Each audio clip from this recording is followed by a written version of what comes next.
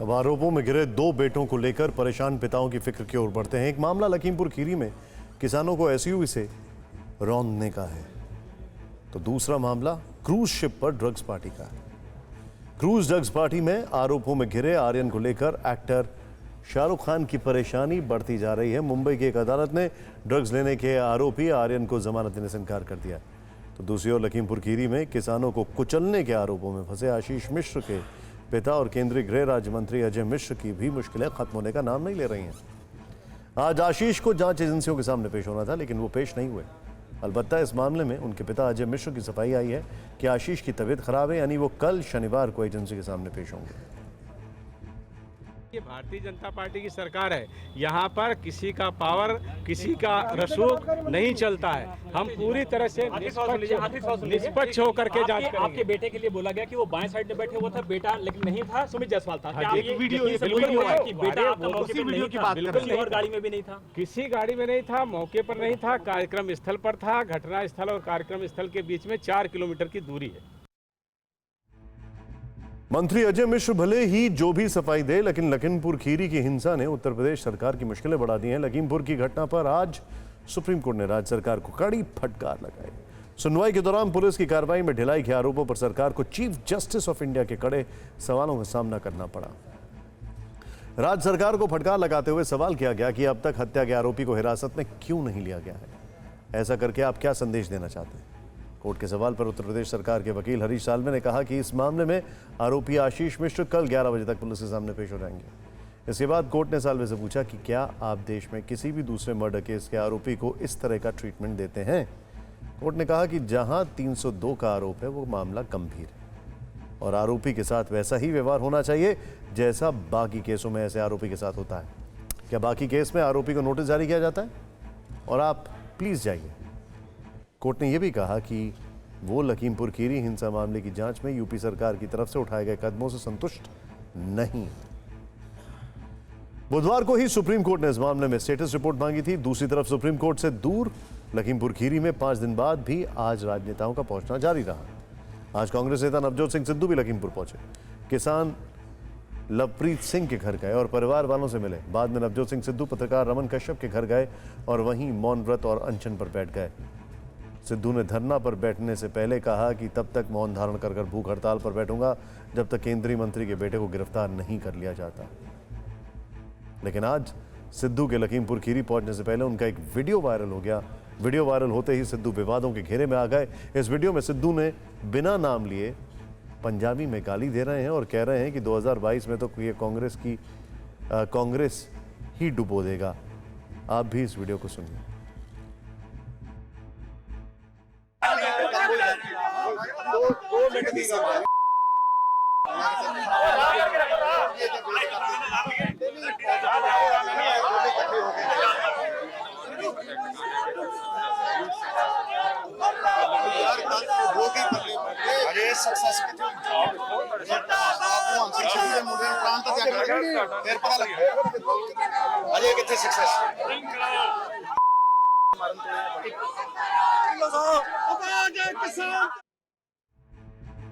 कांग्रेस के लोग कह रहे होंगे अच्छा है कुछ समय के लिए मौन व्रत रख लिया।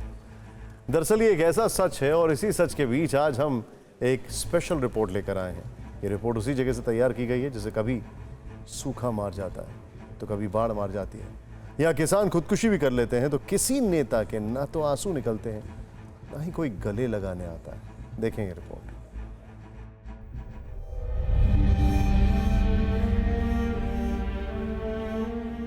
बैंक कर्ज होता बँकाचं। वजह कि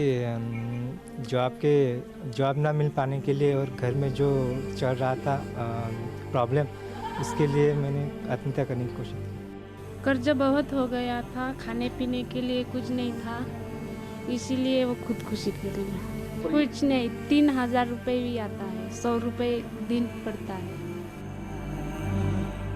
ओ कर्ज पड़ा है तो हमारे पर। अच्छा, हाँ उसी के चलते की हाँ 150 रुपए के करीब ये रोज कमा पाते हैं, लेकिन क्या ये 150 रुपए काफी है?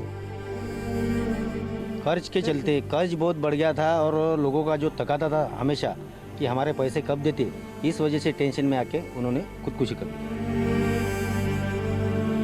ये दर्द है उन किसानों के परिवार वालों का जिनके घर का इकलौता कमाने वाला अब इस दुनिया में नहीं है। कर्ज के बोझ ने इन्हें इतना बेबस कर दिया कि खुद की जिंदगी ही खत्म कर ली। घर के मुखिया को खोकर अब परिवार दाने दाने को मोहताज है।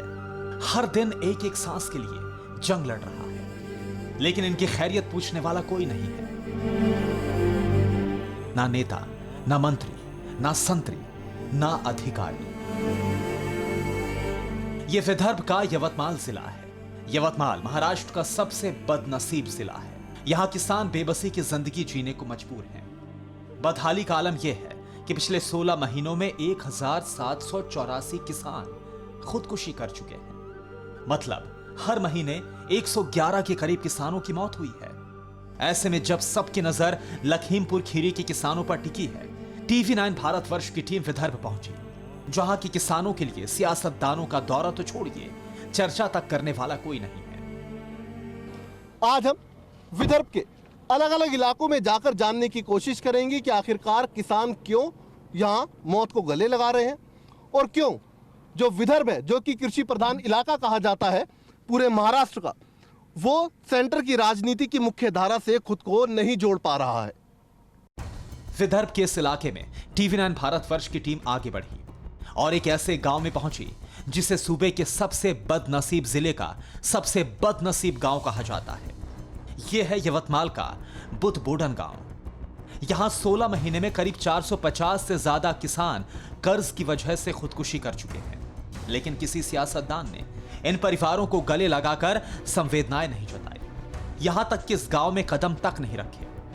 इस वक्त मैं विदर्भ के बुधबोडन गांव के अंदर मौजूद हूं। ये वो गांव है जो कि न सिर्फ कपास की खेती बल्कि उससे कहीं ज्यादा किसानों की खुदकुशी के लिए जाना जाता है। यहाँ कर्ज से डूबे सैकड़ों किसान अब तक अपनी जान दे चुके हैं और पीछे उनके परिवार की स्थिति आप देखिए, किस तरीके से परिवार अपना गुजर बसर करने के लिए मजबूर है। ना रोजगार है, ना खेती है और ना ही घर में 2 वक्त की रोटी। और ऐसे में ये लोग किसी तरीके से अपना गुजर बसर कर रहे हैं। खास बात यह है और हैरानी की बात यह भी है कि किसी भी नेता का जो अगर कहीं ध्यान है वो इधर की तरफ कतई नहीं लगता। हमारी टीम बुधबोडन गांव में सबसे पहले किसान विनोद राठौड़ के घर पहुंची।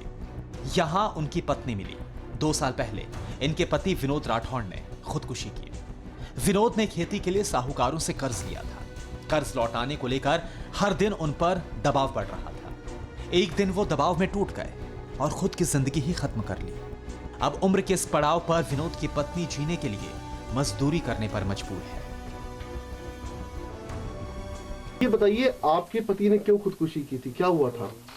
बैंक का कर्ज हुआ था, बैंक का। अच्छा, हाँ। क्या करते थे वो? खेती करते थे। अच्छा, हाँ। तो बैंक का कर्ज नहीं चुका पाए? नहीं। परिवार में कौन कौन है आपके? 2 पोरगा है, 3 पोरगी है। अच्छा, 1 नाथ है। अच्छा। हाँ। तो कैसे चलता है गुजर बसर आप लोगों का? रोज मजदूरी। अच्छा। हाँ। इनके पति की मौत कुछ महीने पहले ही हुई थी कि दुख का एक और पहाड़ टूट पड़ा। एक दिन अचानक बेरोजगार बेटे ने भी खुदकुशी की कोशिश की। डर था कि कहीं पिता का कर्ज उन्हें ना चुकाना पड़े। क्यों खुदकुशी करने की कोशिश की तुमने? मुझे कि जॉब ना मिल पाने के लिए और घर में जो चल रहा था प्रॉब्लम, इसके लिए मैंने आत्महत्या करने की कोशिश की। यवतमाल में किसान ही नहीं, नौजवान भी हिम्मत हार रहे हैं। बुधबोडन गांव यवतमाल जिले का फिलहाल सबसे हरा भरा गांव है। पहले यहां के किसान बूंद बूंद पानी के लिए तरसते थे। इस बार बारिश इतनी हुई कि पानी ही कहर बनकर टूट पड़ा। हर खेत खलिहान डूब गया, फसलें बह गई, पहले का कर्ज कई गुना बढ़ गया। अब तक हर बार सूखा यहां किसानों को खुदकुशी के लिए मजबूर करता था। इस बार भारी बारिश ने खुदकुशी के रास्ते पर धकेला। बुधबोडन गांव के ऐसे ही एक किसान थे विलास। कर्ज में डूबे विलास को खुदकुशी के सिवा कोई दूसरा रास्ता नहीं सूझा। विलास ने साहूकारों से महज 40,000 रुपए का कर्ज लिया था। क्या हुआ था? विलास ने क्यों खुदकुशी की? कर्ज बहुत हो गया था, खाने पीने के लिए कुछ नहीं था, इसीलिए वो खुदकुशी कर ली और खेती ऐसे ही रह गई। कौन है परिवार में और कौन कौन है आपके? मैं और मेरे छोटे 2 बच्चे। तो अब कैसे गुजर बसर कर रहे हो आप लोग? ऐसे मजूरी करके। अब विलास की पत्नी सविता पूरे परिवार की जिम्मेदारी उठा रही है। इनके 2 बच्चे हैं। सविता की माली हालत इतनी खराब है कि बच्चों की स्कूल फीस देने में भी सक्षम नहीं है। पति का लिया हुआ कर्ज अलग से बोझ की तरह लदा है। खेती बह गई है और बच्चे 2 वक्त के खाने के लिए मोहताज हैं। बुधबोडन गांव का हर तीसरा घर कर्ज से करा रहा है और हर तीसरे घर में कोई ना कोई कर्ज की वजह से जान गंवा चुका है। ठीक मेरे पीछे जो आप खेतों में काम कर लौट रही इन बुजुर्ग महिला को देख रहे हैं, दरअसल इनका नाम है ध्रुपता राठौर। अब से कुछ महीनों पहले तक ये काम इनके पति किया करते थे। वो अपने बेटों के साथ खेत में जाया करते थे, वहाँ हल चलाया करते थे, वहाँ किसानी किया करते थे। लेकिन कर्ज के चलते इनके पति ने दम तोड़ दिया, खुदकुशी कर ली। और उसके बाद देखिए सारे घर की जो जिम्मेदारी है इस बुजुर्ग महिला ध्रुपता के कंधों पर आ गई हैं। और हर रोज ध्रुपता ठीक इसी तरीके से, ये जो आप नाला देख रहे हैं, इसको क्रॉस करके अपने खेतों में जाती हैं, वहां जाकर काम करती हैं दिन भर और वापस ठीक इसी तरीके से लौटती हैं। और तब जाकर इनके घर में 2 वक्त की रोटी बामुश्किल बन पाती है। इनका बेटा अभी भी खेतों के अंदर मौजूद है। इस बदनसीब गांव के किसानों की सबसे बड़ी शिकायत राजनेताओं और सरकारों से है। गांव के सरपंच का भी आरोप है कि उनकी सुनने वाला कोई नहीं है। दिल्ली से अभी तक कोई नेता आया नहीं। 2012-13 में राहुल जी गांधी आए थे, वो भी आश्वासन देके गए, मैं आपके गांव के लिए ये करूंगा, वो स्कीम लाऊंगा, ये लाऊंगा, कुछ योजना दूंगा आपके गांव को, लेकिन आए और चले गए। जब पूरा देश लखीमपुर खीरी की चर्चा कर रहा है, वहां राजनेताओं का रेला लगा हुआ है।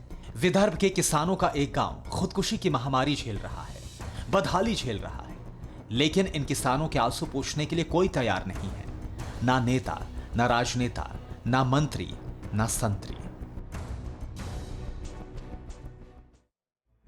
अड़ी सोमवार से शुक्रवार शाम 6 बजे सिर्फ TV9 भारतवर्ष पर।